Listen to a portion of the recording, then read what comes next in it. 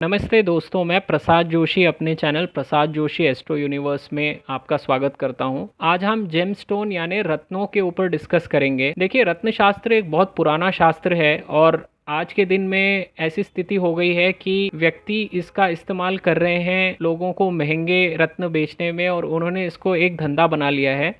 तो आज के वीडियो में हम ये जानने का प्रयत्न करेंगे कि कौन सा लग्न कौन कौन से रत्नों को पहन सकता है और हम ऐसे कौन से नियमों का इस्तेमाल कर सकते हैं जिससे हमें पता लग जाएगा कि किसी व्यक्ति को कोई रत्न पहनना भी चाहिए या नहीं। तो जो सबसे पहला नियम होता है कोई भी चार्ट में, वो हमें ये देखना पड़ता है कि जो भी साइंस हमारे 6, 8 और 12 भाव में पड़े हुए हैं उनके स्टोन हमें पहनना अवॉइड करना चाहिए, क्योंकि ये वो भाव है जिनकी एनर्जी हमें जन्म के दौरान बहुत ही कम मात्रा में मिलती है, जिसकी वजह से एरियाज इन भावों के द्वारा दर्शाए जाते हैं और इन साइंस के द्वारा दर्शाए जाते हैं, उनमें हम कमजोर रह जाते हैं। तो अगर हम यही वाले स्टोन्स को पहनेंगे तो हमारी नेगेटिव एनर्जीज एक्टिवेट हो जाती हैं, जिसकी वजह से हमें और ज्यादा नुकसान हो सकता है। और हमें जो नेक्स्ट कंडीशन वो देखनी है वो ये है कि जिस भी ग्रह का हम रत्न पहनना चाह रहे हैं, क्या वो जुपिटर के साथ एक अच्छे संबंध में है। अच्छा संबंध मतलब या तो वो ग्रह जुपिटर के साथ त्रिरेकादश योग करे या नव पंचम योग करे या सम सप्तक में हो या उसके साथ युति में बैठ जाए, तब तो हम कह सकते हैं कि वो प्लैनेट का जो भी रत्न हम पहनेंगे वो हमको फायदा देगा। फिर तीसरी बात आती है कि कौन से भाव हैं जिनका हमको परिणाम मिलेगा अगर हम वो रत्न धारण करते हैं। तो सिर्फ वो ग्रह जहाँ बैठा होगा वो भाव और जहाँ पर भी उसकी राशियाँ होंगी वो भाव, हमें खाली उन्हीं भावों का परिणाम मिलेगा, वो भी तब जब वो ग्रह हमारे अंतरदशा, महादशा या प्रत्यंतर दशा से गुजरता है। तो अगर आप खाली ये नियम भी सारी कुंडलियों पे लगा देंगे तो आपको समझ में आ जाएगा कि कोई भी रत्न आपको जीवन भर परिणाम नहीं देने वाला। अगर परिणाम देता भी है तो कितना फायदा दे सकेगा ये भी इस बात पर निर्भर करेगा कि कब वो महादशा, प्रत्यांतर दशा, अंतरदशा से में ग्रह आता है। अभी हम एक एक करके देखते हैं सारे लग्नों के लिए कि किस लग्न में कौन कौन से रत्न फायदा देते हैं और कौन से रत्न हमें पहनने चाहिए। और मैं आपको एक एक कुंडली का एनालिसिस करके बताता हूँ कि उस कुंडली में, उस पर्टिकुलर लग्न में कौन से रत्न हैं जो आप धारण कर सकते हो। यहाँ पे उदाहरण के लिए यहाँ मेष लग्न से मैं शुरुआत कर रहा हूँ। तो मेष लग्न की कुंडली में यहाँ पे जो लग्न लॉर्ड है मंगल, वो चौथे भाव में नीच राशि में बैठा हुआ है। अष्टम में जो उसकी खुद की राशि है उसमें वैसे भी राहु और बुध बैठे हुए हैं।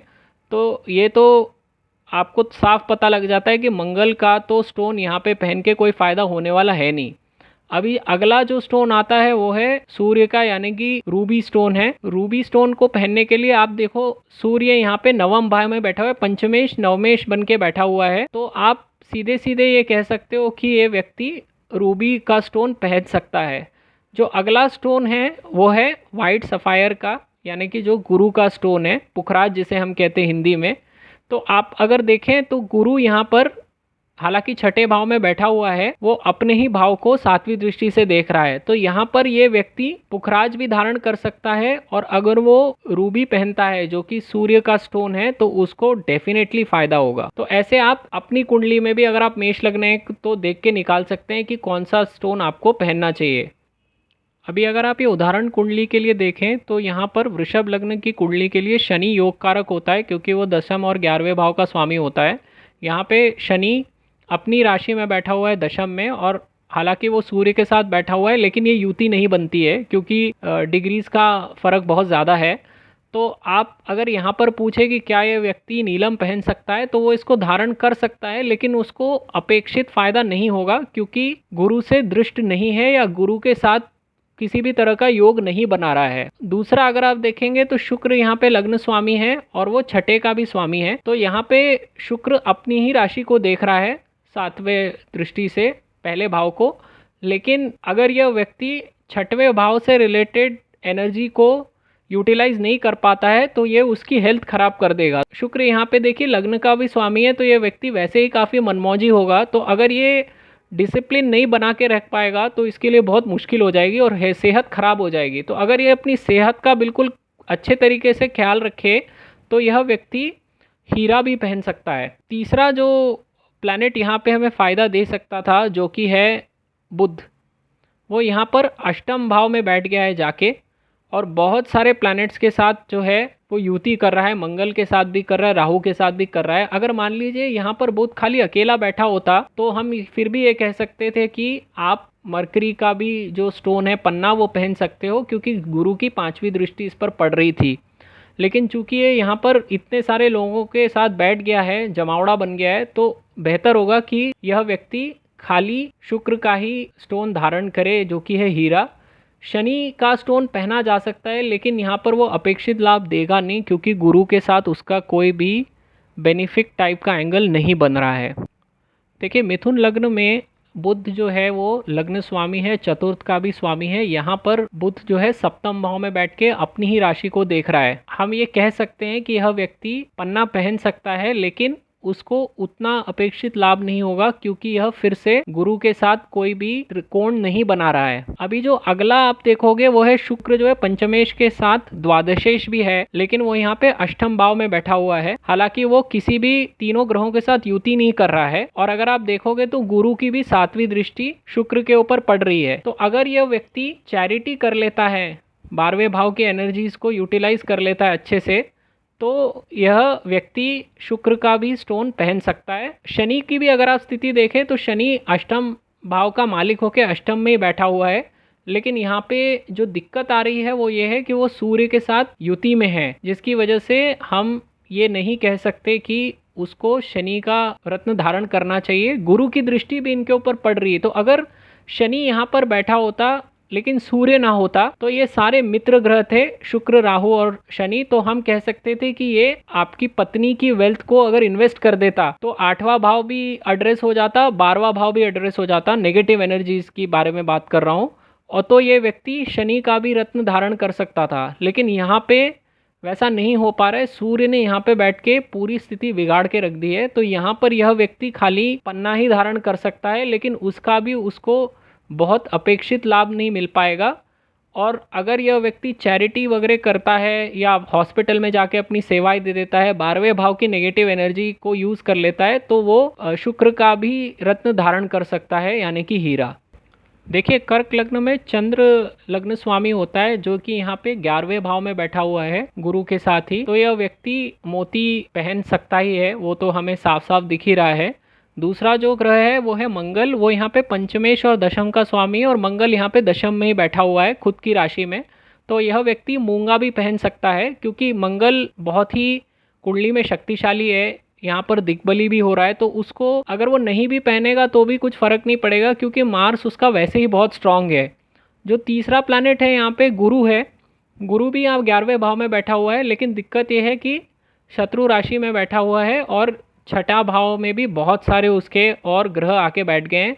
तो यहाँ पे हम ये तो नहीं कह सकते कि इस व्यक्ति को पुखराज पहनना चाहिए। मोती और मूंगा ये व्यक्ति जरूर पहन सकता है। देखिए, सिंह लग्न की कुंडली में सूर्य जो है वो लग्नेश होता है, जो है वो पंचमेश और अष्टमेश है, और मंगल है जो कि भाग्येश है और चतुर्थेश है। तो यहाँ पे अगर आप देखिए तो चतुर्थेश और नवमेश का स्वामी मंगल जो है वो अपनी राशि में 9वें भाव में बैठा हुआ है। तो यह व्यक्ति मूंगा तो पहन ही सकता है। लेकिन अगर आप बचे हुए 2 स्टोन्स को देखें, सूर्य है वो 6ठे भाव में बैठा हुआ है, और वो भी शत्रु राशि में, तो यह व्यक्ति माणिक का प्रयोग नहीं कर पाएगा। अगर करता है तो इसको स्वास्थ्य से रिलेटेड परेशानियां आनी शुरू हो जाएंगी। पुखराज के लिए यहाँ पे पंचमेश में काफी सारे ग्रह बैठ गए हैं आके। तो गुरु यहाँ पे पंचम और अष्टम भाव का स्वामी है, और वो दशम में बैठा हुआ है। यहाँ पे समस्या ये हो रही है कि वह किसी भी तरह से आपको अच्छे परिणाम नहीं दे पाएगा, क्योंकि पंचम में भी काफी ग्रह बैठ के खराब कर रहे हैं उसको। शुक्र भी बैठा हुआ है, शत्रु राशि है, पंचम भाव वैसे ही इनका कमजोर हो जाएगा। ये अच्छा रहेगा कि यह व्यक्ति खाली एक ही रत्न को धारण करें, और वो होगा मूंगा।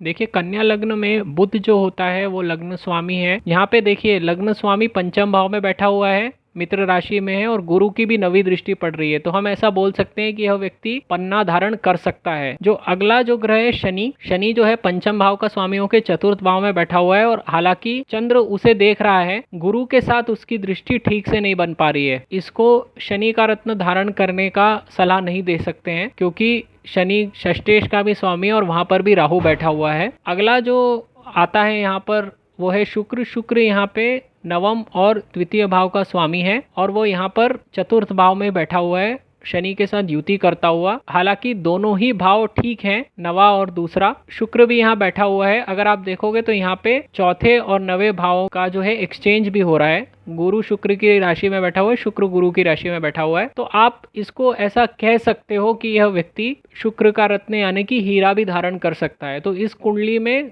खाली वह पन्ना और हीरा यही दो धारण कर पाएगा। अगर वो नीलम धारण कर लेता है तो इस व्यक्ति का नुकसान ही होगा। देखिए, तुला लग्न के लिए शनि योग कारक होता है क्योंकि वो चौथे और पांचवें भाव का स्वामी है। इस कुंडली में शनि तृतीय भाव में बैठा हुआ है और गुरु की 7वीं दृष्टि अपने ही स्थान पे पड़ रही है और शनि को भी वो देख रही है। इसलिए हम कह सकते हैं कि यह व्यक्ति नीलम धारण कर सकता है। अगर आप लग्न स्वामी को देखें शुक्र को, तो वो भी चतुर्थ भाव में बैठा हुआ है। हालांकि सूर्य के साथ युति कुछ खास अच्छी नहीं कही जा सकती। शुक्र अष्टम भाव का भी स्वामी होता है। यहाँ पर दिक्कत ये हो रही है कि शुक्र का गुरु के साथ कुछ खास अच्छा संबंध नहीं बन रहा है अंश से, अगर आप देखें तो। इसलिए यहाँ पर आप ये नहीं कह सकते कि यह व्यक्ति हीरा पहनेगा। नवम भाव का स्वामी है बुध, वो 12वें भाव का भी स्वामी है, लेकिन यहाँ पर वो गुरु की ही राशि में बैठा हुआ है और गुरु उसको देख भी रहा है। तो अगर यह व्यक्ति 12वें भाव की जो नेगेटिव एनर्जी है उसका अगर वो समाधान निकाल लेता है, मेडिटेशन करता है, चैरिटी करता है, फॉरेन लैंड्स के लोगों के साथ जो है वो डीलिंग करता है, तो यह व्यक्ति भी बुध का रत्न पन्ना भी पहन सकता है। तो इस कुंडली में यह व्यक्ति हीरा तो नहीं पहन सकता, लेकिन पन्ना और नीलम जरूर पहन सकता है। अभी हम आते हैं वृश्चिक लग्न पे। वृश्चिक लग्न में मंगल, गुरु और चंद्र 3 त्रिकोणों के स्वामी होते हैं। मंगल यहाँ पे स्वयं की राशि में ही बैठा हुआ है, लेकिन इसके ऊपर कोई भी अच्छा प्रभाव नहीं पड़ रहा है। गुरु की अगर दृष्टि इस पर पड़ रही होती तो हम कह सकते थे कि यह व्यक्ति मूंगा पहन सकता था। गुरु 5वें भाव का स्वामी होकर स्वयं ही अष्टम में जाके बैठ गया है और शनि द्वारा दृष्ट हो रहा है, तो हम ये भी नहीं बोल सकते कि इसको पुखराज पहनना चाहिए। चंद्र जो कि 9वें भाव का स्वामी था 12वें भाव में जाके बैठ गया है, लेकिन इस पर गुरु की 5वीं दृष्टि पड़ रही है। तो अगर यह व्यक्ति 12वें भाव की नेगेटिव एनर्जीज को एड्रेस कर देता है, मेडिटेशन करता है, चैरिटी करता है, तो यह वो चंद्र का स्टोन यानी कि जो मोती होता है वो पहन सकता है। लेकिन इसके अलावा और कोई भी रत्न यह व्यक्ति धारण नहीं कर पाएगा। अभी ये धनु लग्न की अगर आप कुंडली देखिए, यहाँ पे आप देखेंगे काफ़ी ग्रहों का पहले भाव में ही जमावड़ा हो गया है। यहाँ पर गुरु पहले और चौथे भाव का स्वामी है और वो 9वें भाव में ही बैठा हुआ है और पहले भाव को 5वीं दृष्टि से देख रहा है। तो हम ये कह सकते हैं कि यह व्यक्ति पुखराज धारण कर सकता है। अगला जो है वो मंगल आता है, वो फिर से जो है लग्न स्थान में ही बैठा हुआ है और हालांकि वो राहु और बुध के साथ भी युति बना रहा है, लेकिन यहाँ पर चूंकि लग्न स्थान पर ही गुरु की दृष्टि पड़ रही है, तो हम ये कह सकते हैं कि यह व्यक्ति मूंगा भी पहन सकता है। अगर ये साथ में 12वें भाव की जो नेगेटिव ऊर्जा है उसका एड्रेस करना सीख जाए, मेडिटेशन कर ले, अस्पताल में काम कर ले, जाके मरीजों की सेवा कर दे, चैरिटी कर दे, तो यह व्यक्ति मूंगा भी पहन सकता है। जो अगला स्टोन है वो सन का आता है जो कि माणिक है, लेकिन सन यहाँ पे जाके शनि के साथ ही बैठ गया है, तो हम ये नहीं बोल सकते हैं कि इसको ये स्टोन पहनने से लाभ होगा।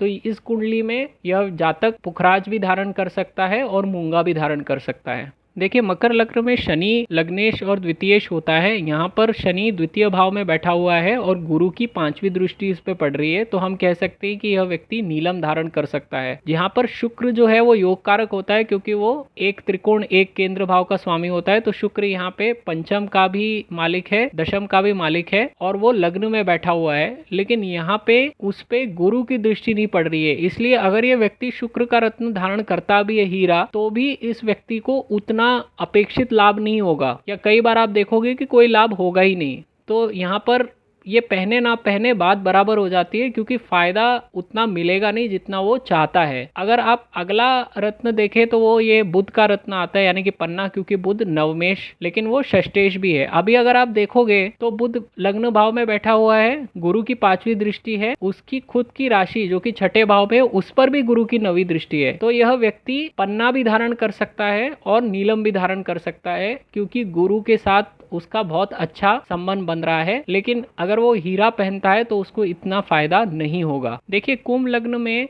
शनि लग्न स्वामी होता है लेकिन वो 12वें का भी स्वामी है। बुध पंचमेश होता है और शुक्र जो है वो नवमेश होता है।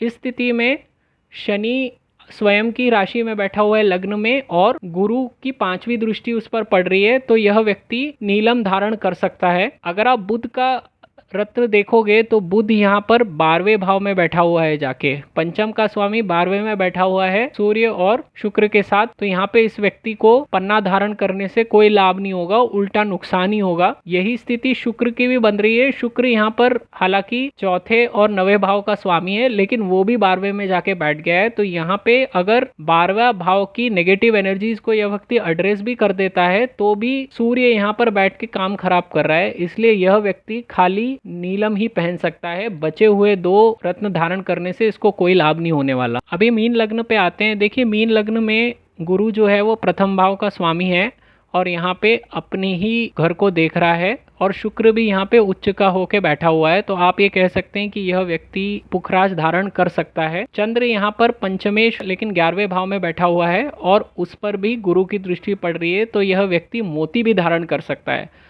जहाँ तक मंगल की बात है, मंगल चौथे भाव में बैठा हुआ है नवम का स्वामी होके, लेकिन इस पे गुरु का शुभ प्रभाव नहीं है, तो यह व्यक्ति मूंगा धारण नहीं कर सकता।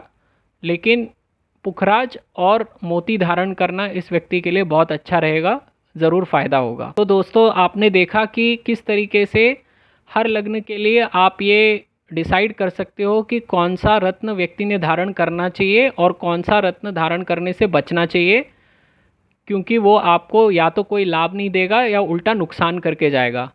उम्मीद है आपको मेरा ये वीडियो पसंद आया होगा।